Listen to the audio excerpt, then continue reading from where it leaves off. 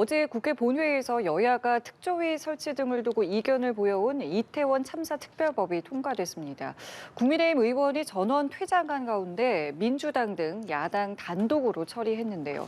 제2요구 가능성부터 진상규명 한계까지 갈 길은 쉽지 않아 보입니다. 네, 한편 개식용 금지법과 우주항공청 설치법도 어제 국회를 통과했는데요. 관련 내용들 임주혜 변호사와 함께 이야기 나눠보겠습니다. 어서 오십시오. 네, 안녕하세요. 네, 안녕하십니까. 안녕하십니까. 먼저 이태원 참사 특별법부터 살펴보도록 하겠습니다. 참사가 발생한 지 438일 만이죠. 통과가 됐는데 먼저 이태원 참사 특별법이 무엇인지부터 좀 개념부터 짚고 넘어가 볼까요? 네, 그렇습니다. 말씀 주신 것처럼 사실 재작년에 벌어졌던 정말 안타까운 참사였습니다. 참사가 일어난 지 400여일이 지나서 이제서야 이제 통과가 된 부분이 있는데요. 통과까지 사실 좀 진통이 있었습니다. 일단 참사특별법을 제정해야 된다는 부분에는 여야가 모두 한 목소리를 내고 있었는데 네. 그 사이에 어떤 권한의 구성이라던가 어떤 내용을 담을지에 대해서는 입장차가 좀 좀처럼 좁혀지지가 못했었거든요. 결국 특별조사위원회를 설치해야 된다는 부분에 있어서는 합의가 있었지만 구체적인 어떤 인원의 구성이라던가 권한의 범위 이런 부분에 있어서 여야가 차이를 보이다가 결국 진상규명을 좀 핵심으로 해서 통과가 되었는데 이제 여당에서는 참여를 하지 않았고 야당의 주도로 통과가 된 상태입니다. 예, 내용적인 측면도 이제 하나씩 살펴봐야겠지만 어제 이 법이 이제 통과되는 장면을 유족들이 국회에서 그렇죠. 지켜봤단 말이에요. 유족들의 지금 입장은 좀 어떠할까요? 이 특별법 통과를 지켜보면서 유족들도 이 자리에 함께 했었는데요. 네. 눈물을 흘리는 모습을 보면서 또 많은 국민들이 또 안타까워하셨을 것 같습니다. 기본적으로 일단 진상 규명에 첫 발을 내딛었다고 이제 환영의 목소리를 내었고요. 앞으로 어떻게 이것이 특별법이 운영이 될지 지켜보겠다는 입장을 밝혔습니다. 네, 앞서 여야 지도부가 주요 쟁점들을 놓고 합의를 하려고 했는데 합의에 이루지 못했습니다. 결과적으로 수정안이 통과가 된 건데 여야의 입장 어떻게 달랐던 겁니까? 네, 결국 사실 막판 협상이 결렬되었다고 표현을 하는 게 정확할 것 같습니다. 그러니까 통과는 되었지만 이제 야당 주도로 이제 여당 의원들은 퇴장을 한 상태에서 야당 주도로 통과가 된 것이거든요. 일단 특별조사위원회를 구성하는 데까지는 공감대가 형성이 되었습니다. 그런데 그 권한에 대해서 의견 행사 차이가 매우 컸습니다.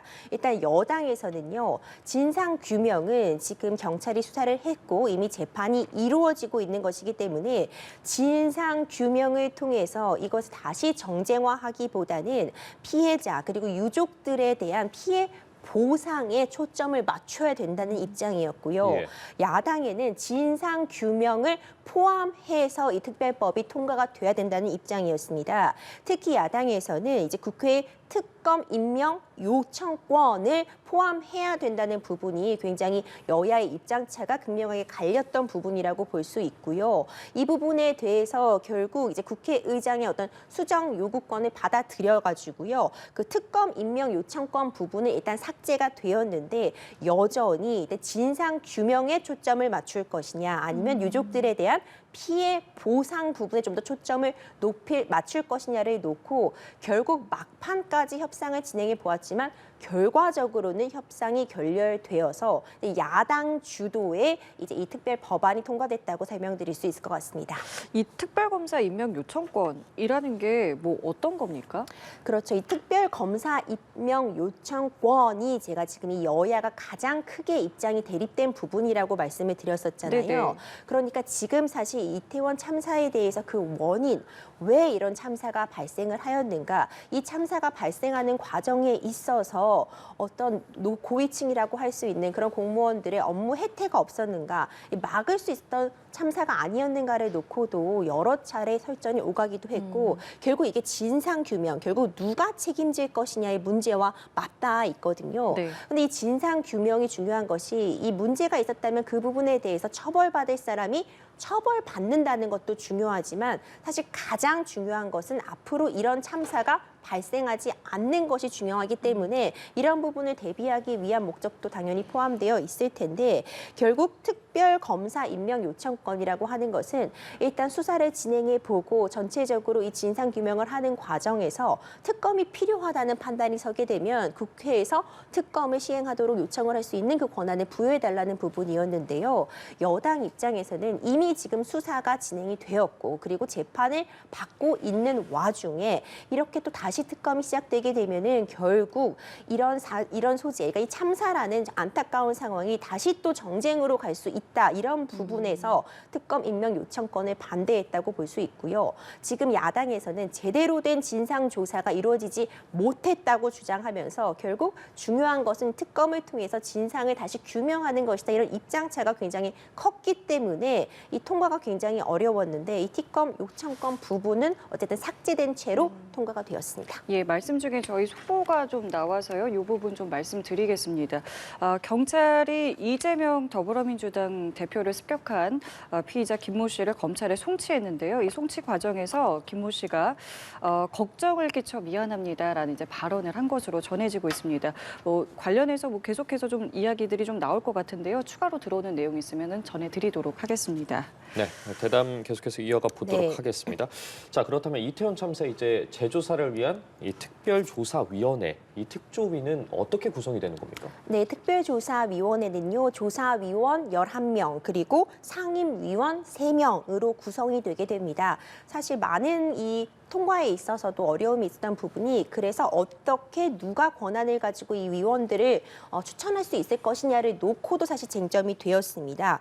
그래서 결과적으로 국회의장이 유가족과 협의하여 3명 그리고 여야 4명씩 조사위원을 추천하는 것으로 정해졌고요. 네. 활동 기간도 이제 쟁점이 되었는데요. 일단 기본 활동 기간은 1년으로 하되 경우에 따라서 조사에 있어서 추가적인 필요가 있다면 3개월씩 2번 연장이 가능한 것으로 구정이 되어서 총 활동 가능 기간은 1년 6개월로 정해졌고요. 이제 출범 시점도 굉장히 또 쟁점이 되었습니다. 이것도 양측에 있어서 입장차가 있었는데 결국 총선 이후 시점으로 시행하는 것으로 결론이 내려졌습니다. 예, 그럼 이제 구성이 되고 총선 이후에 이제 4월 이후에 이제 시행을 하게 되면은 어떤 활동들을 이제 하게 되는 겁니까? 네, 특조위가 바로 어떤 수사를 하거나 수사를 개시하거나 기소를 할 수 있는 권한을 갖고 있는 것은 아니지만요.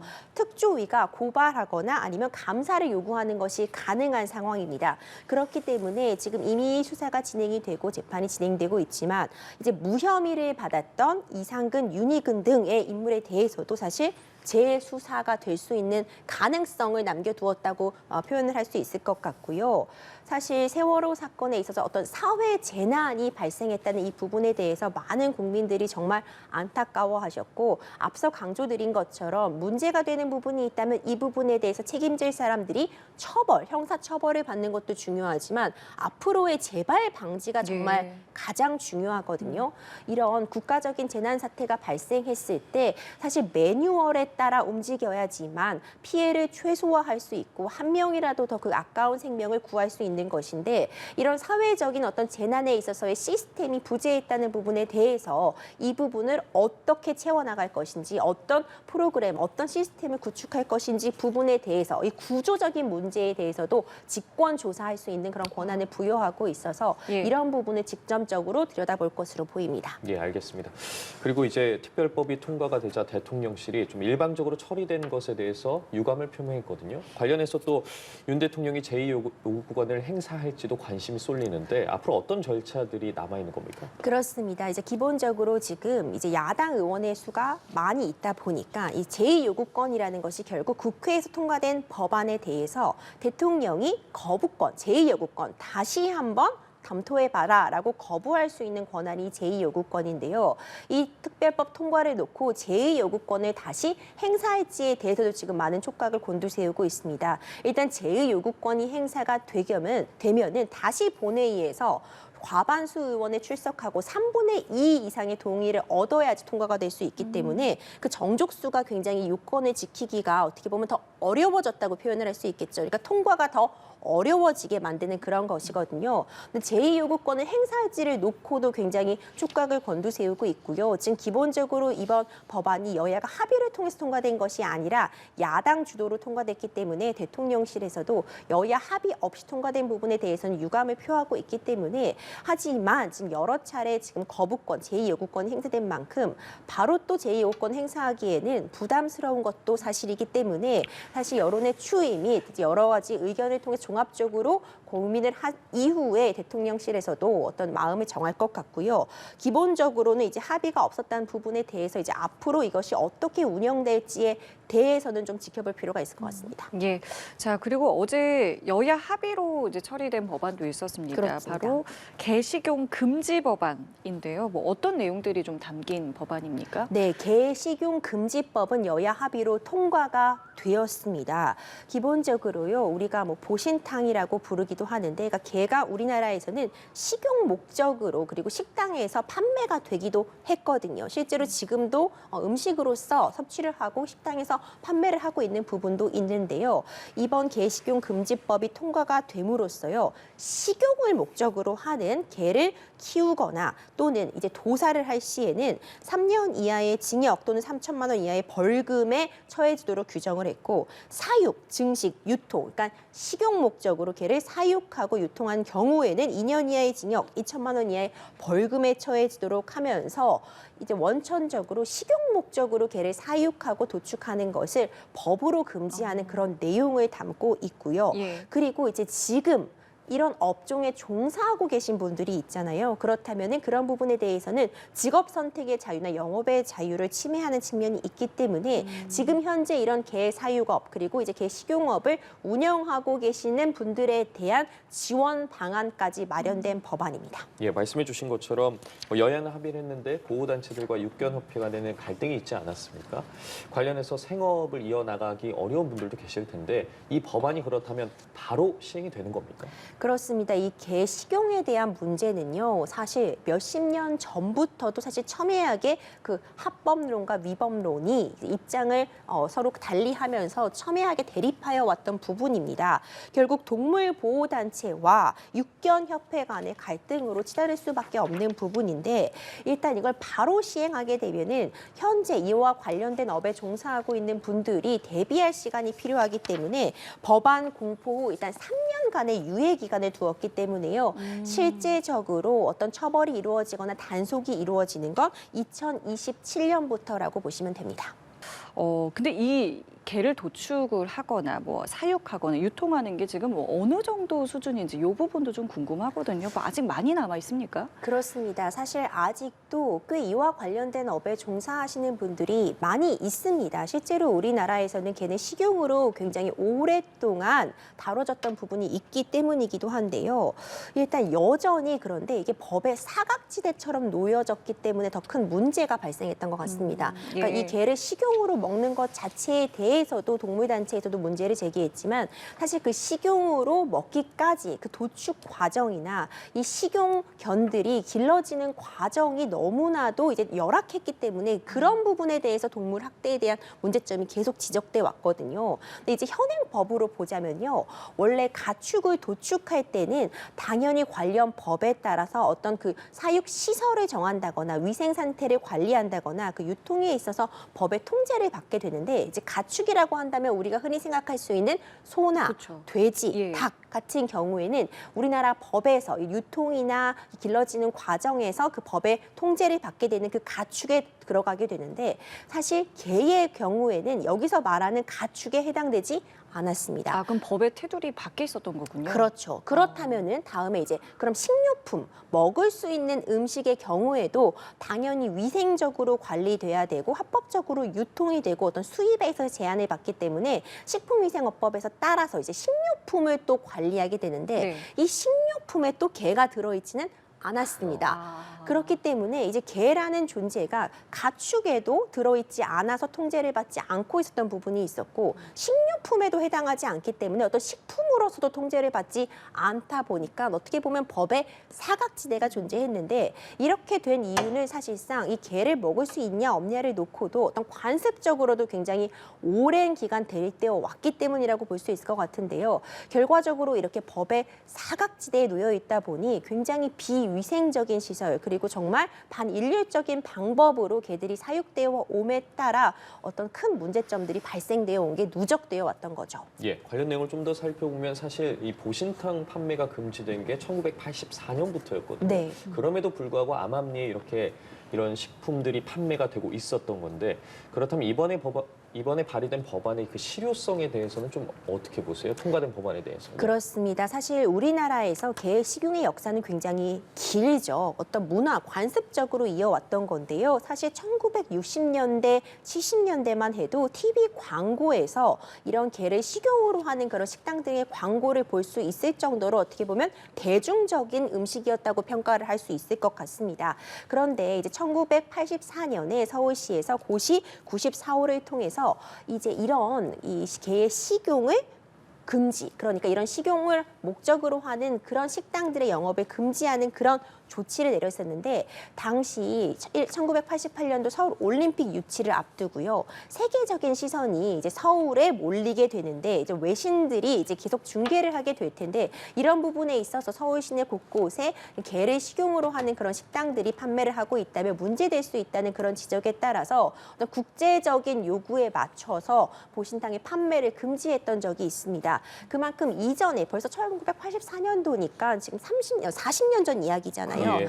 그렇게 벌써 역사가 깊긴 하지만 워낙 이 개 식용 문화가 우리나라에서 오랫동안 관습적으로 작용하고 있었다 보니까 또 이 개 식용을 업으로 하고 계신 분들이 많다 보니 예. 직업 선택의 자유와 또 이제 동물들의 복지와 관련해서 계속해서 논쟁이 되어 오면서도 앞서 말씀드린 것처럼 법에서도 어떤 사각지대가 발생하다 보니 결론을 내지 못하고 지금까지 끌고 오게 된 거죠. 실효성을 질문 주셨는데 이렇게 오랜 역사가 있다 보니까 단기간에 이 법을 딱 시행이 된다고 해서 이제 개 식용이 딱 금지된다고 보긴 어려울 수 있지만요. 어떤 지금 워낙 반려동물을 키우고 있는 인구가 늘어나고 있고요. 예. 그리고 또 국제적인 기준, 글로벌 스탠다드에 맞춰가야 된다는 부분에는 많은 부분이 공감대를 얻고 있기 때문에 이제 이전과는 그래도 적어도 법의 테두리에 들어와 있기 때문에 이전과는 달리 어떤 개선책들은 충분히 마련될 수 있지 않나 그렇게 생각이 됩니다. 그러면 당장 지금 농장에서 식용으로 어쨌든 이제 사육되는 개들도 있을 거고 그렇죠. 이게 3년 뒤에 시행이 된다고 해도 요 처리 방법이라던가 또 이걸 이제 생업으로 유지하고 계신 분들에 대한 어떤 지원 이런 부분들도 좀 고민해봐야 될 것 같은데 이 내용들도 좀 법에 담겨 있습니까? 네, 이제 기본 계획, 그러니까 개식용 존식 기본 계획 등을 이제 앞으로 세우게 되면서 이런 부분에 대해서 구체적으로 이제 내용이 담길 것으로 보이는데요. 일단 기본적으로 지금 이런 관련 업에 종사하고 있다면은 일단 신고를 통해서 나중에 이제 추후적으로 이제 업을 종사 더 이상 안 했을 때 폐업을 했을 때 이제 보상을 받으실 수 있는데요. 그런데 문제가 육견협회와의 어떤 입장차가 굉장히 큽니다. 육견협회 측에서는요, 지금 개 한 마리당 200만 원 정도씩을 보상받아야 된다고 주장을 하고 있는 상태고요. 지금 이런 업을 종사하고 있는 식당에서는 이제 그런 다시 개식용을 하지 못하면 업종을 바꿔야 되잖아요. 예. 그렇다면 인테리어 비용도 들게 되고 뭐 메뉴 개발하는데도 비용이 들게 되니까 이런 부분까지 요구하고 있는 부분이 있기 때문에 각종 업종 폐업을 신고하면은 일단 생계대책 마련에 대한 지원 규정, 그러니까 근거는 마련된 상태인데 이제 추가적으로 어떤 부분으로 실제적으로 이 부분이 지원이 될지 부분은 좀 더 지켜볼 필요가 있을 것 같습니다. 예, 예. 알겠습니다. 마지막으로 우주항공청법도 어제 국회에서 통과가 됐습니다. 윤 정부가 출범한 이후 본격적으로 추진이 됐었는데 어떤 내용들이 좀 담겨 있습니까? 네, 윤석열 정부의 핵심 과제이기도 했죠. 이제 우주 강국을 만들겠다. 이제 우리나라의 새로운 산업의 어떤 기반을 우주에서 찾겠다라는 것이 정부의 어떤 굉장히 강력한 정책이기도 했는데요. 그 첫 발을 뗐습니다. 이 우주항공청은 기본적으로 한국판 나사라고 불리고 있거든요. 그러니까 한국판 나사라는 이 명칭을 생각해 보시면 좀 쉽게 떠올릴 것 같는데 결국 우리나라를 우주 강국으로 만들기 위한 컨트롤 타워를 우주항공청으로 만들겠다는 내용을 담고 있고요. 지난해 4월 정부 안이 발의가 되어서 9개월 만에 국회를 통과했습니다. 과기부 산하에 우주항공청이라는 곳을 신설하게 되고요. 이 부분에 따라서 이전까지는 여기저기 펼쳐져 있었던 여기저기 산재에 있었던 이 우주항공과 관련된 권한을 항공청으로 좀 집중해주는 그런 역할을 할 수 있을 것 같습니다. 예. 그렇기 때문에 관련 업계에서도 굉장히 이 부분에 대해서는 환영을 하고 있고요. 이제 국가우주위원회 위원장이 좀 격상이 되고 그 위치가 격상이 되게 되고 지원도 대폭 강화하는 법안을 담고 있으면서요. 또 이례적인 부분이 어떤 민간 인원들이 사실 우주 항공 관련 분야에 있어서 전문가들이 이제 꼭 국가에 소속되는 것이 아니라 민간에서 있는 이 위원들도 대폭 이곳에 합류할 수 있게 되면서 다양한 인원들이 함께 일을 하면서 국제적인 감각을 키울 수 있는 그런 기반을 마련했다고 볼 수 있을 것 같습니다. 그럼 이제 개청을 해야 되는데 그렇죠. 어떤 절차들이 좀 남아 있을까요? 아직도 사실 갈 길이 굉장히 멀다는 평가도 받고 있는 것이요. 5월 말까지 어쨌든 준비를 마무리해야 되는데 인원도 충원을 할 부분이 있고요. 일단 만들어진다면 사천에 만들어질 가능성이 매우 큰데 시간이 좀 촉박하다고 볼 거 있을 것 같습니다. 인력은 300명 이내로 좀 정하고 있고 이제 입주 그리고 하위 법령들을 지금 제정해야 되는데 좀 시간이 부족하다고도 볼 수 있을 것 같거든요. 이게 사실 이렇게 크게 시작해서 한국판 나사다라고 시작되는 것에 끝나지 않고 결국 우주 강국으로 가기 위해서는 이 인원들을 어떻게 적재적소에 배치하고 또 어떤 국제적인 감각, 세계적인 석학들을 또 이 우리의 프로젝트에 함께할 수 있냐를 고민해야 되는데 좀 시간이 촉박하지 않을까라는 지적이 나오고 있고요. 결과적으로 필요한 거는 첫 발을 뗀 이 우주항공청이 어떤 업무들을 맡아서 효과적으로 진행할 수 있을지기 때문에 앞으로 좀 많은 업무들이 시행돼야 될 것으로 보이고 초대청장에 대해서도 좀 관심을 갖고 있습니다. 초대청장 임명에도 고심을 좀 할 것으로 보입니다. 예, 알겠습니다. 어제 국회에서 통과된 법안들과 관련해서 임주혜 변호사와 이야기 나눠봤습니다. 고맙습니다. 고맙습니다. 감사합니다.